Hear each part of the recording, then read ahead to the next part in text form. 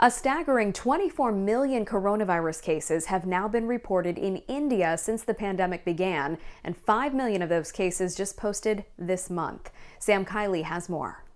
35 of the 36 territories and states in India are now under some form of lockdown, although there hasn't been a nationally coordinated lockdown response to this very, very devastating second wave that on a daily basis at an official levels of death tolls are around 4,000 a day. Experts believe that could be very seriously underestimated by many, many times. And indeed a daily infection rates of 350 plus thousand people every day, again woefully underestimated, and there's no conspiracy behind that. That is just a sign of the amount and capability of testing for the COVID-19 virus. And we've also seen a sinister evolution in terms of people's response to this pandemic, with large numbers of bodies turning up floating in the Ganges River. Officials in Uttar Pradesh where these bodies have been located, or even resorting to putting nets in the river